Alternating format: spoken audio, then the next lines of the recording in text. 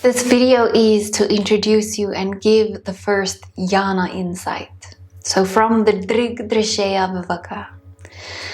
A little bit more insight about this old scripture. The Drig Drishya Viveka is an Advaita Vedanta or non-duality text attributed to Bharati Tirtha, or a Swami that performs an inquiry into the distinction between the seer, the Drig, and the seen, Drishya.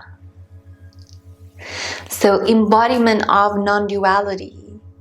This is about asking the question genuinely, who am I? Everyone has different desires, but we have to become aware that there is only one source that fulfills all of these desires. Let's use an example. So let's say I want coffee. I like it and it makes me happy. It also makes me awake for a while. So me getting coffee solves me not having it.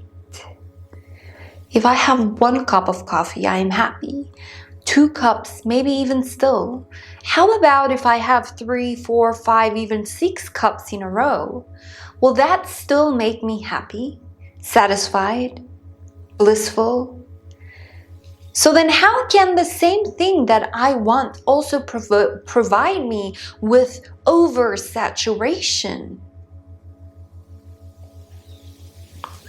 We think a concept, a feeling, an object is going to make us happy.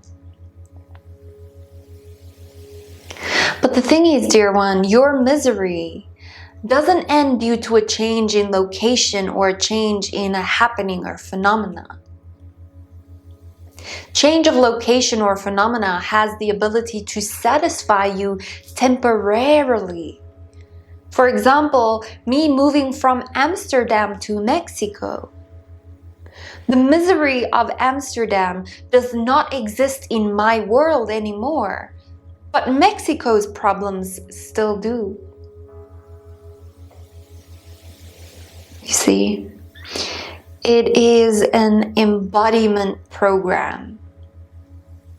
So, I want to make it clear that no phenomena can provide everlasting happiness because it is temporary in nature, and the thing is, you are eternal, so you will exist after the phenomena ends, and that includes the mind and the body.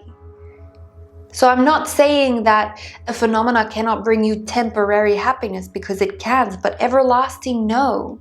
So where is that purnata, that completeness or that satisfaction?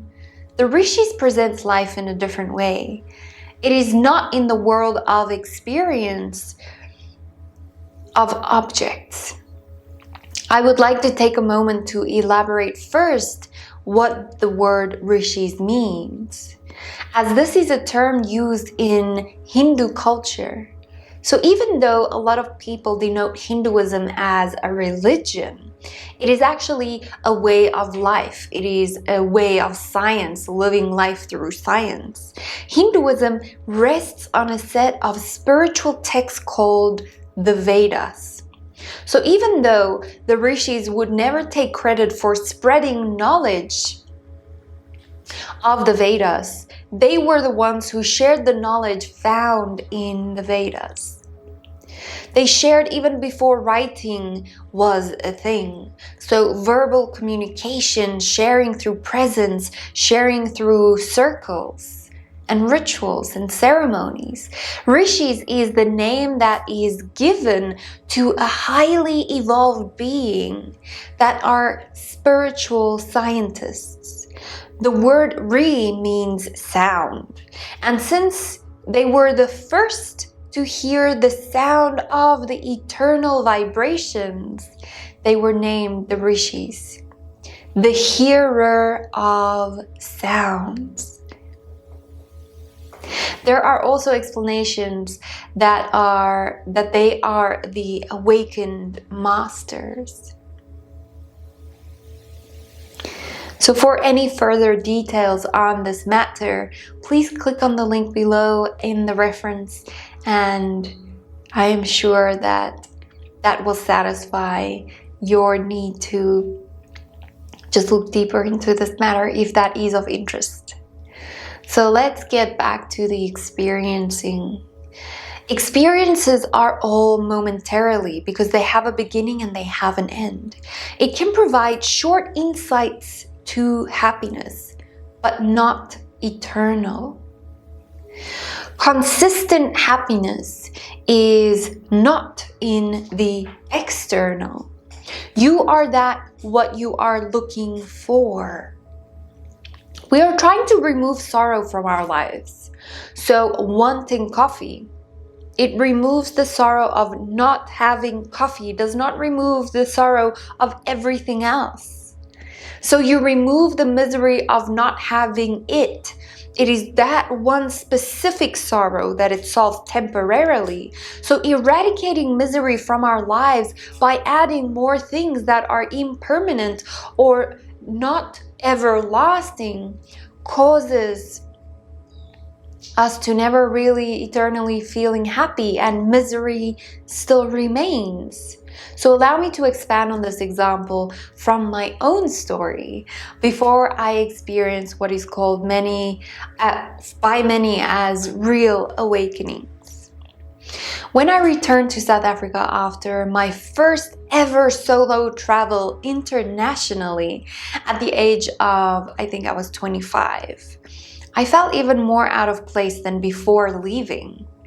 I thought I would go to India and Thailand and find myself and get back to South Africa and have a normal life. So that was the complete opposite to what actually happened. I got back and I had to live with my mom again. I didn't have my own house.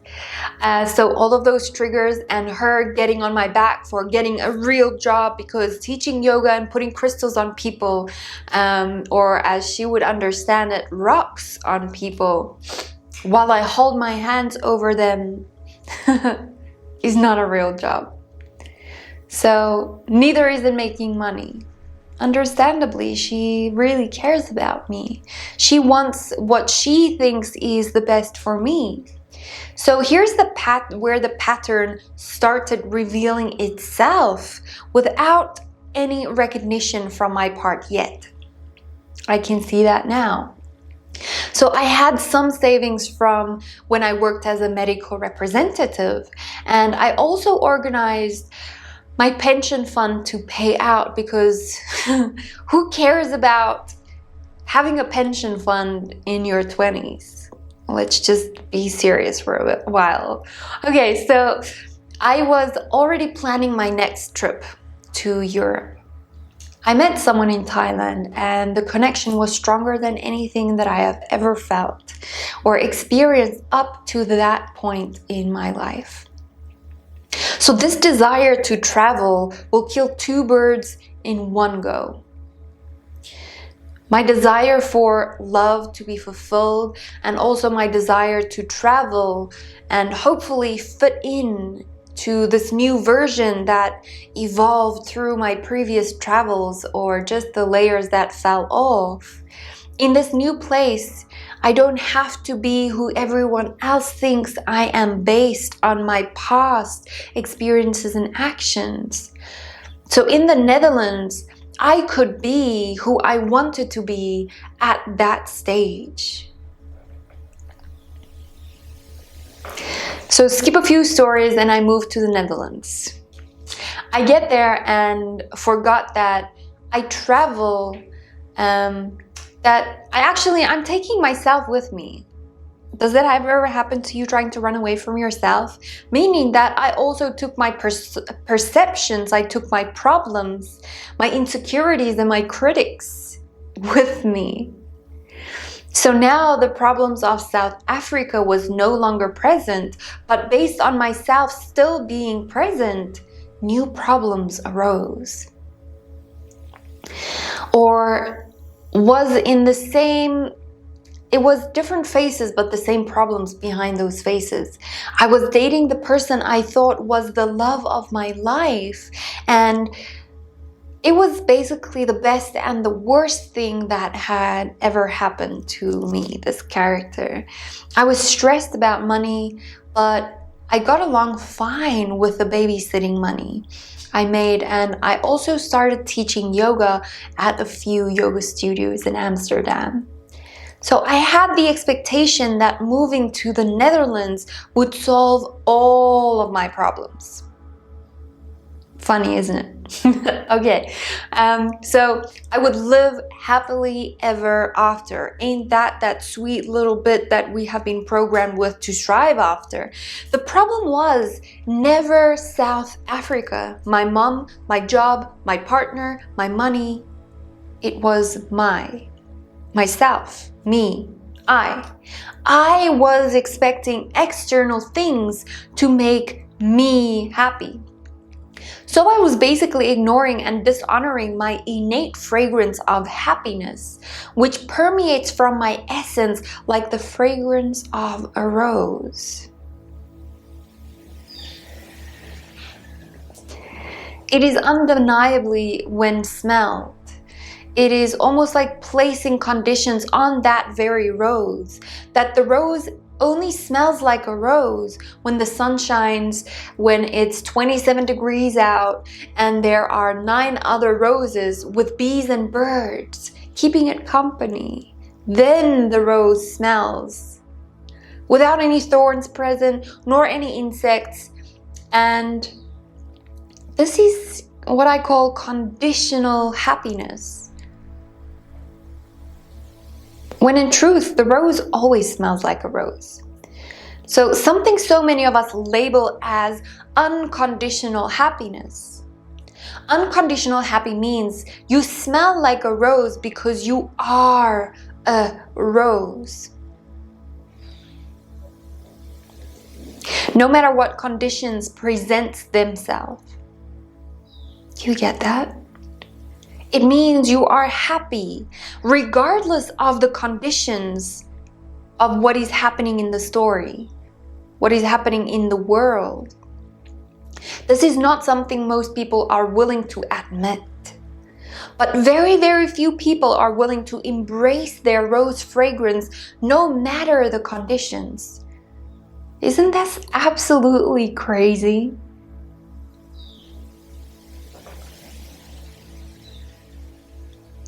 If you are trying to bring things into your life to eradicate misery or cause a feeling of completeness that is in nature impermanent, it is Maya, or what we call illusion. You're deluding yourself. There is a misunderstanding that exists here. If it has the an expiration date, it is momentarily in and of itself. How can it then offer something eternal? Something that has a beginning and has an end, and you want to erase that to make it eternal. Now you can say that the happiness that I'm looking for, this is not in my experience. Why do I feel so incomplete? I am limited by nature, mind and body, yes. So what do you refer to when referring to I? When you say I am hungry, what are you referring to? Actually, to this body's stomach. The seer and the seen. Why do I want to understand who I am?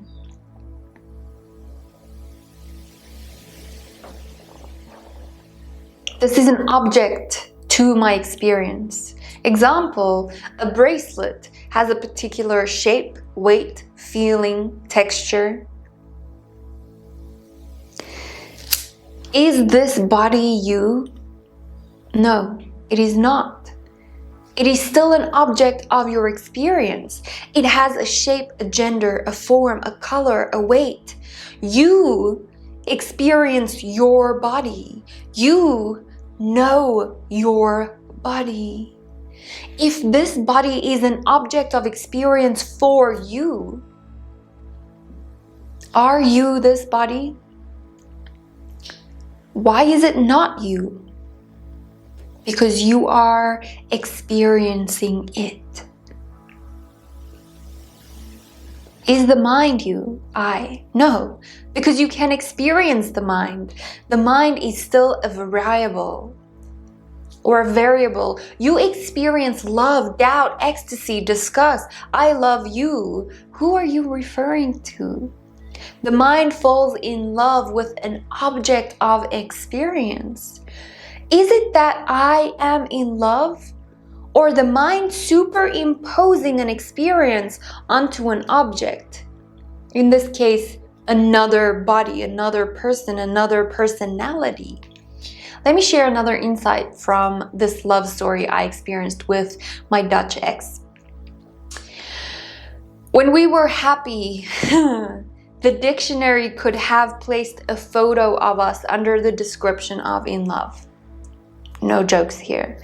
My mind at that time would give the meaning that it was a fairy tale.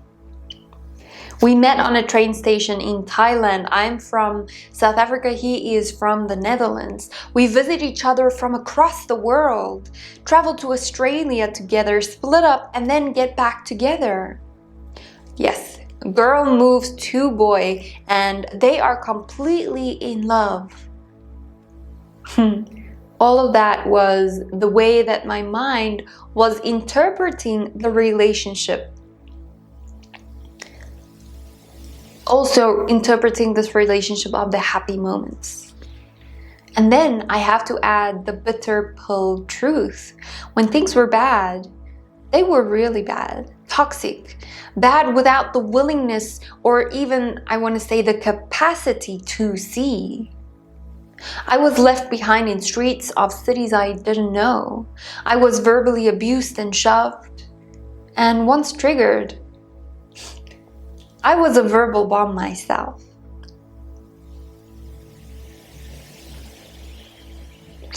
So everyone is pursuing conditional happiness. And so was I for a very, very long time. Qualifying the moment and my boyfriend to fit into my conditions of happiness. The constructs of the mind, the activities of the mind. So if everyone was going, or everything was going my way or his way, we were ecstatically happy. Thus, things needed to happen in order for in a specific way in order for me to grant myself happiness. And when things were happening differently than expected, all hell broke loose. The truth at that time, I couldn't tolerate unconditional happiness because I didn't understand it. This means you will be happy if you are hungry. Yes, ladies, even if you are hungry and you do not want to admit that to yourself. Even if you're shouted at, you will be happy. If you're fooled, if you're used, if you're abused, if you lose your job, if you lose someone you love. The list is endless here. What I failed to realize at the time was I was striving for success to my list of expectations and not for true happiness. This success is not happiness and it can never lead to happiness. Success in awarding control to the conditions and expecting my partner to confirm those or to follow those controlled conditions and resisting anything that is different to that. The event itself or the action is not actually what causes happiness or what causes sadness or dissatisfaction. It is the perception or the resistance to allowing things to be as they are. When unconditional happiness is realized, all the reasons and the motivations are unrooted. I realized that once the focus is moved to actual happiness, and the means are removed, then the doing no longer contributes to the happiness. Being then reveals its innate happiness, blissful ecstasy, rose fragrance. You don't have to do anything to be happy. Just like a rose does not have to do anything to smell like a rose, there is a knower of that love, of anything that you experience through the mind. There is a knower of that. Notice the values. Can you say, I am the mind, or do you use the mind in order to experience? So, once again, superimposing permanent happiness onto an object that is momentarily. This is the mistake. How do we rectify this mistake, you might ask? I am this body, but not only this body. We are inquiring about the substance of the object based on how we use it, right? So example, the different uses of fabric. This is a dress or a shirt. We can use it as a cloth, a mat, a napkin, when in actual fact, it's cotton fiber woven together. And yet we superimpose various ideas onto this object. That is all. Show me a shirt without fabric. Superimposing onto an object has its benefits. Don't get me wrong. But in reality, we recognize the truth. It doesn't have to be created. It is already there, just to be recognized. We keep removing, and whatever remains, that you are. Not the experience of the mind or the body. Can I experience the intelligence of the mind? For sure. So if you are superimposing the I, the pure conscious existence, onto the mind, the temporary or momentarily limited experience or value, you are limiting yourself and identifying with your false self, with your finite self. The mind is the door that opens to the world. And if the door opens and goes outward, it makes you misunderstand the truth of what you are.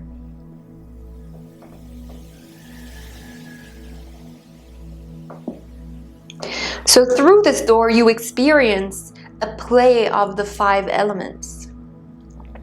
So what are you? If not the momentarily bliss that you feel, but more so, you are the unborn bliss that is always there in completeness, that gives rise to this experience, like the substance of an object. You are not the experience, you are not the experiencer, you are not the experienced, you might say.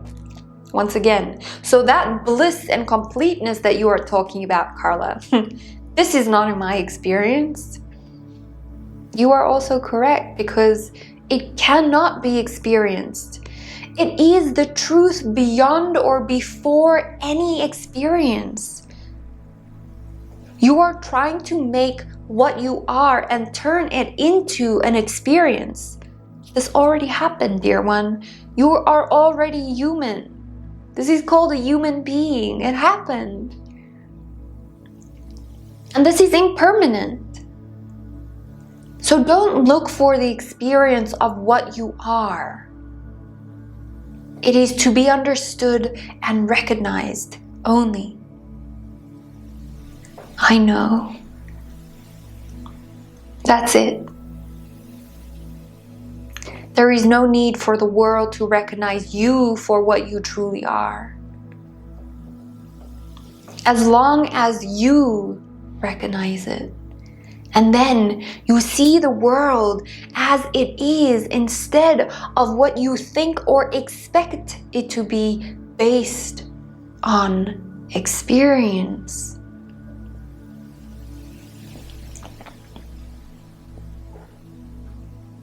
Experience has a beginning and experience has an end. You do not have a beginning and an end, as you, who you truly and what you truly are, is eternal.